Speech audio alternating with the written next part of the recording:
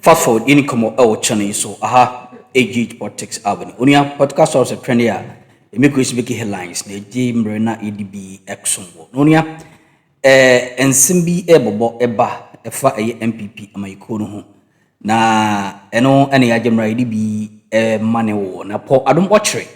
Na meno kase or ye the center for discussion. Na nina say also why onyane tie say in the coming days ye bechiche eye MPP emu nipa ni bi a omu esuja edigu aban no echim na wonyane tie say ono adom Ochere ono de oye critical about a deputy attorney general stream size no ono okahu bi na sanity dia eni na enye ne kwan so no. But I don't think say wunni boni bia wo position de man opposition de man wo no wunni boni bia ho sikasem bia mfa wonsa se wunyisu office for your personal profit gains. Now I don't think say the office of the Attorney General will go to that tangent. But no any project a fryer no the ato screen so the amawo no. See, we are hearing that in the coming weeks, MPP people and others who are very critical of the government are going to be picked up, just like the way Aboagye was picked up. To put fear in people, I have heard that because I have been critical of Deputy Attorney General, same side, I am going to be arrested next week. If that is true, I don't think that is the way to go. Paul Adam Ochere. Just a same size, Abra, and also Ademre. Na Ohin Samahodo Igu Abra Kupimu, a critical issues so over TV3. A GH Politics Avenue. So when you come to when it's 48 hours, the 48 hour is the red line that you don't cross. So anytime you are getting to 48 hours, you know that you are running out of time. Then we give bail at a point when the person cannot bail themselves. No, you see, when they give you bail at that time, the law doesn't say that you shouldn't be taken to court until satisfied. You are always available. I mean, the court is 48 hours. 48 hours, you should be before a court of law. So, I don't know how else to explain this, but the point I'm trying to make is that... What I want you to address is, person A is taken in by this investigative agency or law enforcement agency. Yes. And for 36 hours, they have been there. 47th hour, they grant the person bail.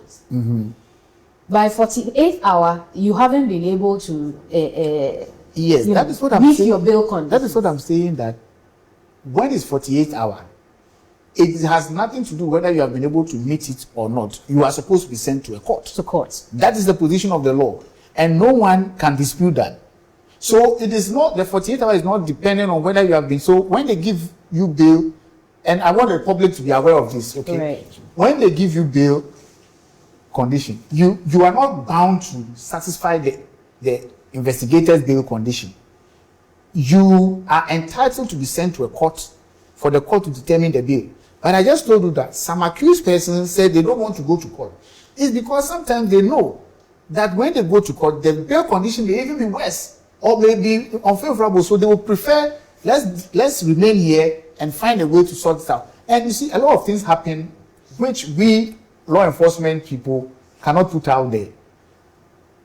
You keep someone, you give someone condition, you want to take the person to court, oh, I'm working on it, hold on. The same person goes out and says, hey, they've kept me for more than 48 hours. When that 48-hour delay is his own request. So a lot of things happen. So my caution is that we should not treat the reports of persons who have gone into detention and are out and are saying something else. Recently, what's his name? Miracles. He came out to say that nobody questioned him about 55 million, that it was questionable. And people believe that. People believe that. Because Miracle is saying it, everybody believes that that is the truth. And nobody is even interested in asking you, how do you even conclude that is true? And you see, Iyoko is not under any obligation to be responding to things like that. Law enforcement, we are not under any obligation. At the end of the day, we will bring you to court. We will charge you. You will have your day. So whether we ask you about 55 or we ask you about 5, it's not even our headache. Eventually, whatever we find on you, we'll bring it to court. At that point, we have had situations where people have said nothing. In the end, did they not say that they want plea bargaining? When they said no, we came back, they just kept us there, they didn't ask us any question. But the moment they are charged, they said they want plea bargaining. So I want the public to understand that law enforcement, because of the nature of the work we do and because it's investigation, it's not everything that law enforcement can respond to. But that doesn't also mean that lack of responding to some of these things means that the person who is saying it is right or is correct. That's all I want the public to just be very aware of that. Is Dennis wrong in that when he says of course, he's completely wrong. I mean, you cannot say that it was no question about 55. Completely wrong. Was he questioned on the 55 minutes? Yes. I see. So he's very much aware of why he was kept in there. Let's not even go further. He's very much aware. We'll take another break. When we come back, let's talk about the tribunals. It's also been a subject of debate in Parliament, but now that we have the law, a bit of education for us. Dr. Justice Shremsai. Doc, again, thank you so much for your patience. Let's discuss the tribunals now. The law has been passed, but there's still quite a bit of a discourse around it, because some people think that bringing this back is not good for the justice system. What do you think? See, what is the key feature of the tribunal? I think we need to go back to the basics. Sometimes you say you give a dog a bad name, then you hang it. What is the key feature of the tribunal? The key feature of the tribunal is to allow public participation in the trial of people, which is a basic human right. Let me tell you, in other countries, you don't prosecute someone by putting one judge in a chair to decide the person's guilt or innocence. You don't do that, because it follows the principle that more two heads are better than one. Right. So it is fairer to have a number of people trying you for an offense, which will lead to the deprivation of your personal liberty. It is better to have more people trying you than one person trying you. So, but you see, we have been colonized. Okay, it's a result of colonization that we don't even have jury trials for every offense. Even in civil cases in other countries, you see that jury is brought in. If you remember this actors Jack Sparrow. Right, you're correct. In other countries, even civil cases are tried with jury, because it is actually unfair and unjust to judge a man by the standard of someone that is not related to. The things that I will see as extreme would depend on my circumstances. And that is why even in jury cases, they say lawyers are not allowed to be jurors, because the mind of a lawyer is different from the mind of the average person. And to say that someone has done something wrong against the public, you should use people of his kind, people in his circumstances, decide whether he is wrong or right. That is the standard principle for criminal jurisprudence, criminal trial everywhere, except in the former colonies. When the British came here, they decided to limit the jury trial to only murder and some offenses, because they made a very bad remark about us. They said we are not even capable of ourselves determining that. So they invented a system where one judge will sit and determine whether you are guilty or not. Now we have a system which is giving us an opportunity for people like ourselves to be part of those who determine whether we are right or wrong. And we are here arguing whether it's good or not. It's like you are being given a better opportunity for your guilt to be decided, and you say no, you don't want to. You want a judge. Look, I went to law school. I may not have any knowledge in whatever is happening among the people in Nima, what they consider as right or wrong. But if I become a judge and you bring somebody to me from Nima, I'm going to use my mindset, which I grew up with, to judge the person on questions of facts. And that will not be fair. if perhaps we bring someone from NIMA to sit on the panel, that person from the NIMA place is going to have a certain understanding of what has happened. So I think it's even an elite view to think that, and it's even statistically. And so when the counter argument is that, look, we are bringing back a history that this nation should forget. Does your office let's talk about history. That? Do you know what constituted even the one-man judge trial that we have, that we are comfortable with? Do you know the history of it?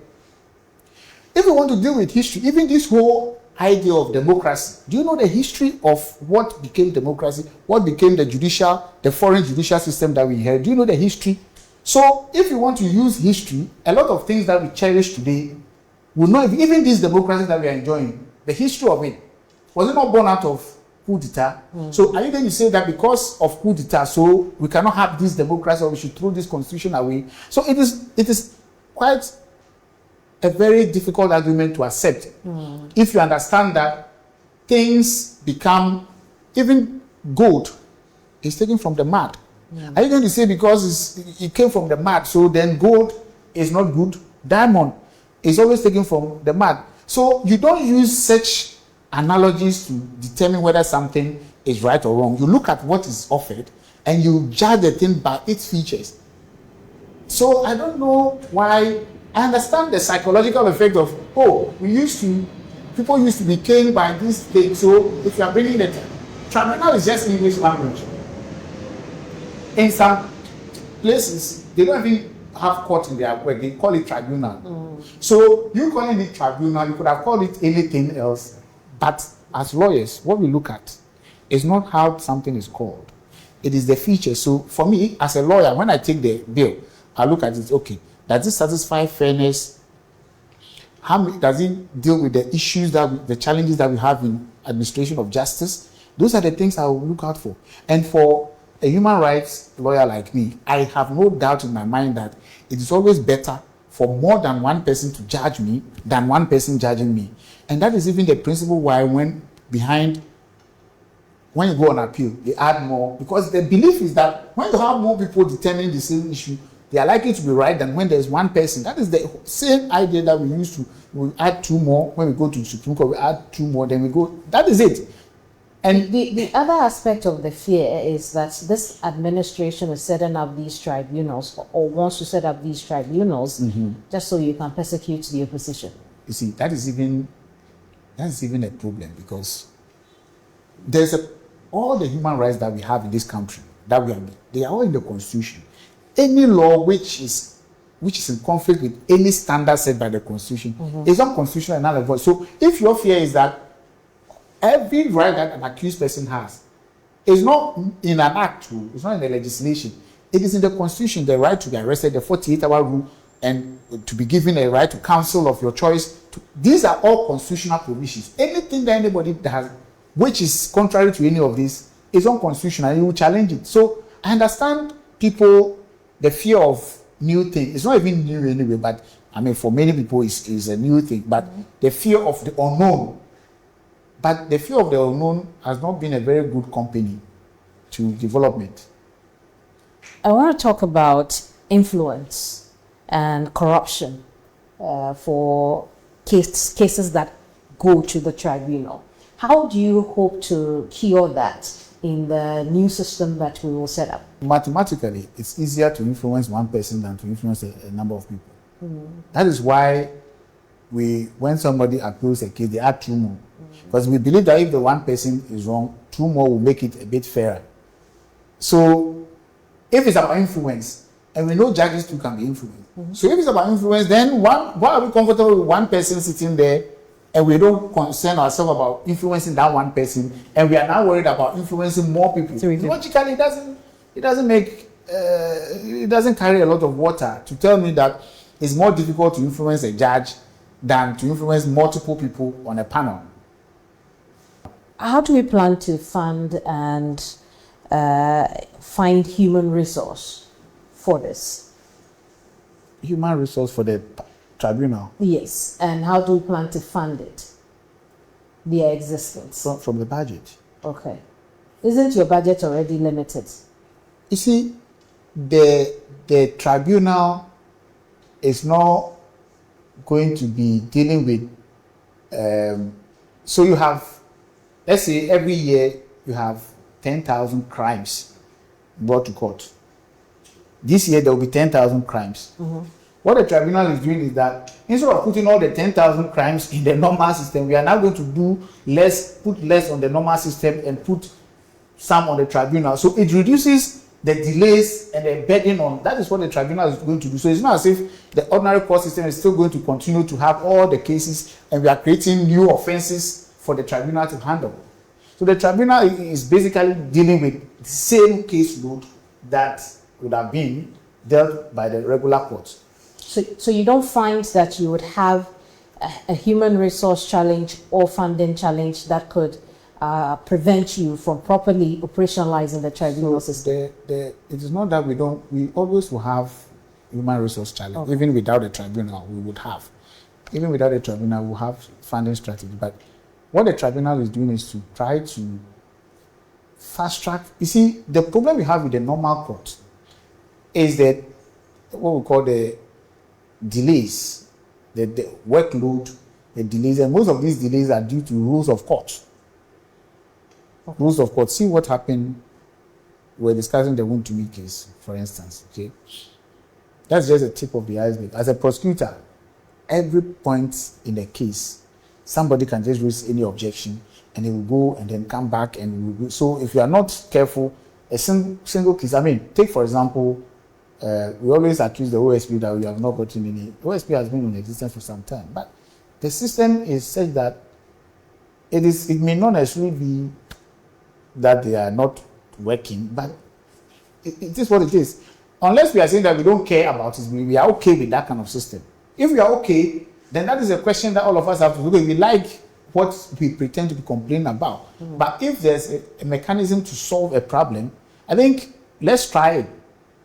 In terms of this operationalization, okay, we are going to have a judge on this. We need to find a human resource for that. Are we now going to be using judges from the traditional process? We are training more judges.